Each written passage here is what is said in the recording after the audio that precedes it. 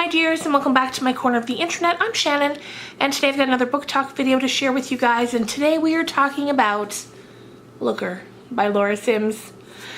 This book was a fast-paced read. It's not very long. It's a pretty slim volume, coming in at, let me see how many pages. Under 200. Now, what I will say about this book is it seems to suffer from a bit of a case of mistaken identity. Not the story, I mean the actual book. When I was looking around Goodreads, I saw a lot of people disappointed in the book because they thought that it was a mystery. And I'm guessing that in some places that's kind of how it's been marketed. When this book isn't a mystery at all, it's more of a character study, a portrait of a woman who is literally coming apart at the seams after a divorce. So, not a mystery, although there's some things going on and you're constantly wondering what's going to happen. Not a mystery. So the book opens up and right away we meet our main character. I can't tell you her name because she's never given one. She's nameless the entire book, which I kind of really like. She's divorced from her husband, like I just said. Right away we meet the nosy neighbor character, kind of. Her name is Mrs. H. She's kind of that character that's just always around at the most inopportune times and knows more about our main character than she maybe lets on at first. And then we're also right away introduced to a woman who is known throughout the book as the actress. She doesn't get a name either. A lot of the characters don't have names. They're just referred to by titles like the actress. So our main character, she lives in a neighborhood which I take it to be a fairly upscale neighborhood, since what is painted as a fairly successful, well-known actress also lives in the neighborhood. Our main character is a renter, so she doesn't maybe have the same amount of money that her neighbors do. She's a teacher. She teaches at a college level in the evenings, and then once her husband leaves, you kind of get the feeling that now she's not in quite the same financial position as she was. Although I don't think we're ever told what it is he does for a living. So as the book opens, we start to see, or the picture is painted for us, that our main character spends a lot of her time watching the actress and her family. One of the things that really wedged a divide between her and her husband was her inability to get pregnant. She tried everything, the both of them, they tried everything, including multiple in vitro fertilizations, and it just never took. And that has taken a big toll on our main character, both emotionally, physically, mentally, all of it. And we're really left to believe that that struggle was kind of like the final nail in the coffin for her husband. So she watches this actress. Sometimes she'll sit outside on her front stoop and she'll watch the actress with her children. The actress at the beginning, I think, has 2 children, and then she goes on to have a third. And we just really start to notice weird behaviors. And there's a lot of unreliable narrator to this story, which is something that I enjoy. I enjoy not knowing if I'm being told the truth from the main character. With this book, it even goes so far as to present it sometimes as hallucinations. Like she's imagining things, and there were some certain things that I had to go back and read a couple of times, and even then I didn't know if it was actually happening or not, because I mean, I guess it could have been happening, but like, how did we get there? So I like that too. I like that blurring of the lines of what's real and what's fantasy. We begin to watch our main character's obsession grow with the actress. She watches movies that she's been in at home. She, is just constantly watching her through the windows or when she's outside. She'll jog past her house and kind of like stop outside of it. Every so often, the actress will put out like a box of things for the garbage, and our main character will go and take it and then bring it back to her apartment. And in her apartment, she has one room where she's kind of setting up everything that the actress used to own that she now owns, and it's super creepy. Eventually she takes it from just taking the things that are put out for the garbage to one night she actually goes up and one of their daughter's bikes is leaning against the front door, and she takes that too just to have it, and she puts it in this spare room. So it's really creepy and really unsettling.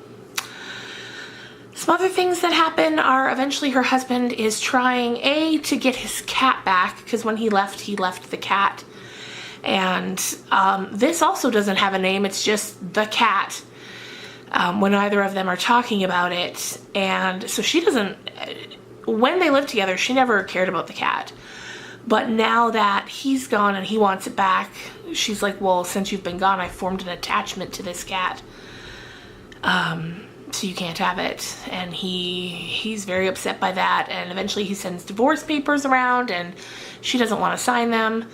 And eventually he's trying to get like a mediator involved so he can get his cat back, and there's a really, really unsettling scene involving that cat, which I'm not going to tell you about here, but just know if you do go to read that book, there's a very unsettling scene towards the end involving her and the cat. At one point in the story, there's a block party where everyone, you know, brings a few dishes or some drinks and the whole neighborhood gets together. So our main character, she's really looking forward to this because she sees it as an opportunity to kind of get her foot in the door with the actress. Because what she wants more than anything at this point is to be friends with the actress. And so they have a couple of brief conversations. And at one point, after the actress leaves, Mrs. H, that neighborhood sort of busybody neighbor, she comes up, and as the main character is kind of looking around and scanning the whole party, she says, she's already gone, you can stop looking for her. So that's like our first clue that maybe the main character isn't quite as subtle in her stalking as she would have us believe, because this woman has noticed it clearly. So that's pretty interesting to note, and that comes into play again later. There's also some weirdness that goes on about her as a teacher. So like I said, she teaches college-age students in the nighttime. And there's this one student that she has a bit of a flirtatious relationship with. At one point she expresses that she thinks she wouldn't mind being with him physically because, you know, after all, he's an adult. It's not like she's a teacher of teenagers or anything. So even though it's against the rules, she's like, maybe I will. And then she kind of pushes it out of her head. And then eventually she does. But again, it's kind of a scene where what's real and what isn't. It even goes on to, at a later date in their class, he writes a poem. And it's quite an explicit poem about them being together, which of course is unsettling to her and upsetting. She doesn't want everyone to know what she's done, but then she tells him to revise it and email it to her, which he does. And then later when she goes back to read it a second time, the revised one that he's emailed her, it's different. So it's like now her mind's just completely coming unhinged at this point.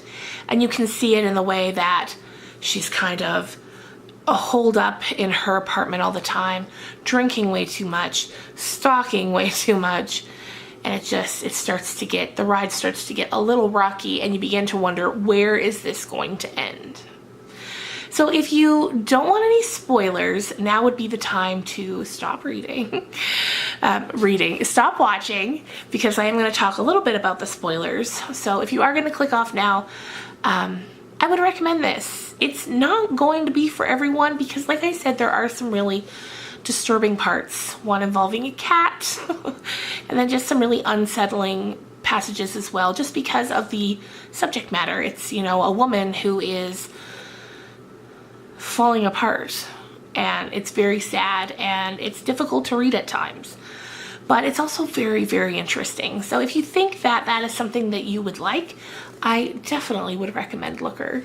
And again, it's very short. You can fly through it in a day or two. Okay, but if you do want the spoilers, let's get into some. So eventually the situation with the student comes to a head when he actually complains. So for a while she ignores him. He texts her all the time, and she ignores him, and then eventually what happens is he complains to the department at the school that she was inappropriate with him and kind of coerced him into having a relationship with her. And honestly, by the time we get to that part, I'm at the point where I'm like, maybe she did. Because while we didn't see her do that, so many other things in the book are so blurred that maybe she did do that and we just didn't see it, you know? Maybe he's telling the truth, because as we know, she's very unreliable. So eventually she loses her job, and that just really propels her further into madness. At one point she decides that she's going to take all of the things that she has taken from the actress and, well, hang on. First, one thing that kind of gives us the feeling that, like I said, she's not as subtle as she thinks that she is this. During the block party, the salad that she had brought, the actress mentioned that she really enjoyed it, thought it was tasty. So that evening, our main character goes and makes another salad and brings it over to the actress's house, thinking that would be a way to kind of begin to make a friendship with her. She imagines the actress being so happy she did it, inviting her in for a glass of wine, you know, the whole bit. When in reality, she knocks on the door, the housekeeper or the nanny answers the door. She says, "Thanks for bringing it, I'll give it to them." And then our main character says, no, I want to give it to her myself. And so the nanny goes and says, I'll ask and see what they say. And then she comes back and says, no, actually, they just want me to take it. And that kind of sets our main character off a bit too, being rejected like that, so kind of outright. So yes, so then we get to the point where she's decided she's going to bring back all of the things that she had taken from the actress's home outside. And she goes and she sets up this display on the front yard of all of the things she had taken. I don't know what she thought that was going to do. I don't know if she thought the actress was going to come out and be really impressed with her display. But as I'm sure you can imagine, she wasn't. After that, the next time our main character sees the actress is jogging, and the main character yells out to her like, "Oh, hi," but it just makes the actress run faster. Soon after that, she finds out from Mrs. H, the neighbor lady, that the house is up for sale. The actress's house is up for sale, and they're going so far as to leave the neighborhood because, of course, they are really shaken by the display that was left on their lawn. And the neighbor's kind of telling this to the main character, kind of smugly, like, well, there's your answer, like, you're never going to be friends with her. Which, of course, also isn't helpful and just pushes her further into this pit that she's in. It all comes to a head when one morning around 6 a.m. our main character sees the actress jogging again. She waits until she goes the one way, and then as she's headed home, our main character starts running after her, at which point the actress starts yelling for help. She runs to her home with the main character right behind her. She gets in, she closes the door, and now they're just kind of looking at each other through the glass door. The actress gets on her cell phone, and we kind of assume that she's calling the police, as you would. So then, as our main character's on the other side of the door, kind of freaking out, she hears somebody calling her name, and she turns around, and it's Mrs. H once again, and she's like, "Listen, you have to stop this. You have to leave." And then the main character turns around, and in just like a fit of craziness, pushes Mrs. H down the stairs. That causes the actress to start sort of yelling like, "Oh my God, Peggy, Peggy." She comes out. She runs down the stairs to be with the old lady. Our main character is just kind of standing there like, and then she can hear the sirens of the police coming in the background, and then that's the end. So we can all, you know, assume what happens from there. She probably gets arrested, probably spends time in a mental facility, however it goes. But yeah, it reaches quite a apex, and I love that it ended on that like tip of the mountain where it's just, we've reached the peak and then it just ends. I love that. And I really enjoyed the book. Like I said, it's not a mystery. There's no mystery at all. And reading it on the back too, it doesn't really, the back of the book doesn't make it sound like it's a mystery. I don't know where that came from. But this is Laura Sims' debut book. I think it's really well written. It's beautifully written. I think it's a very interesting, very startling portrait of, you know, someone descending into madness. And there were parts where as I was reading it, I could feel like bits of anxiety creeping up because it's that intense. So because of that, I was glad it was a short story and not too long, because some of those feelings, I was like, we need to get to the end of this, but in a good way, if you know. So yeah, if you see it, pick it up if it sounds like something that you would be interested in. It's always interesting, I find, to read stories about people and their lives and kind of like a really deep look at who they are and why. So there you go, you guys. If you like this video, I hope you'll give it a thumbs up. And if you did as well, why don't you subscribe? It's free. That's pretty good. And then you won't miss any of my uploads. So yeah, I hope you guys have a great weekend, and I will see you on Monday with another video. Bye guys.